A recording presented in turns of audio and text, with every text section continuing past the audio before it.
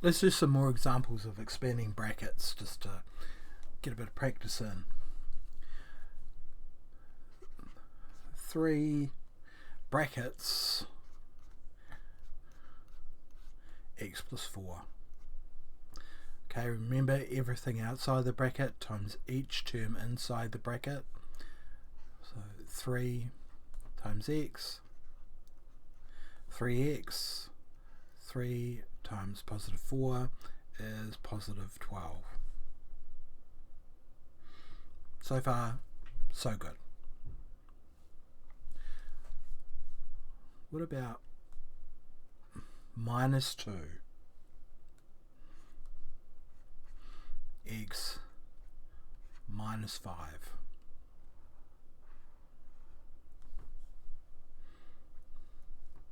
Now what? Well, it's exactly the same thing. Minus 2 times positive x is minus 2x. Remember, a negative times a positive is a negative. And now we have negative 2 times negative 5. So negative times another negative is a positive. So negative 2 times negative 5 is positive 10. Just be careful with those negatives and positives. Okay, how about this then?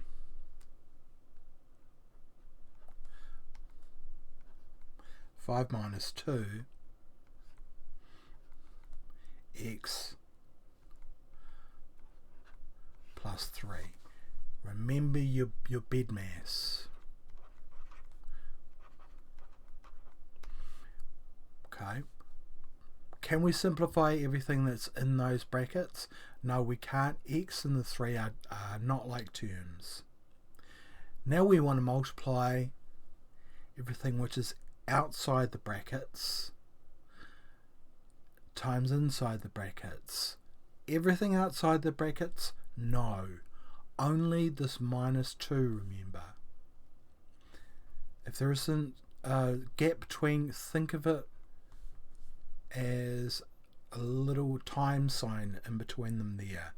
The 5 is just along for the ride here.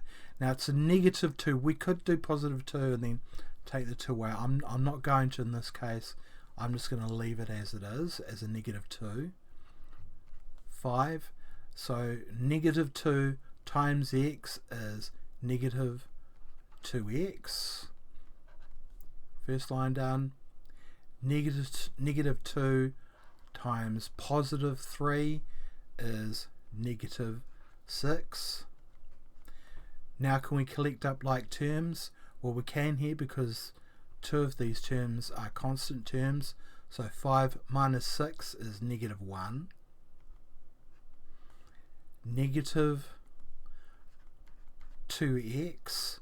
So we've collected up the terms, but it makes, by convention, the thing with the x should always come in first. So we would rewrite that as negative 2x, negative 1, and we're done with that one.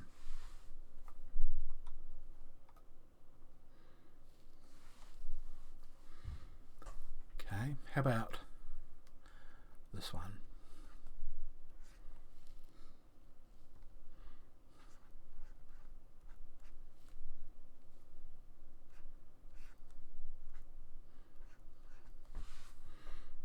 Okay, brackets first. Can we simplify whatever's in the brackets here?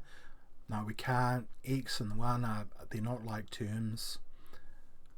This negative 2 here is going to be the same as this previous one. It's just going to come into account at the end because it's a minus x, and bed mass means that one comes last. So let's expand out this bracket. Everything outside times all the terms inside. Negative 3 times positive 2x is going to be negative 6x. Remember, a negative times a positive is a negative. That's that one done. Negative 3 times positive 1 is negative 3. And now this x has to rejoin. Now can we simplify this anymore? Yeah, we can. We have negative 6x and a negative, well, there's a 1x there.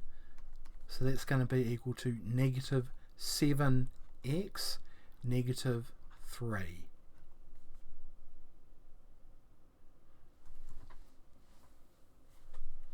And we're done.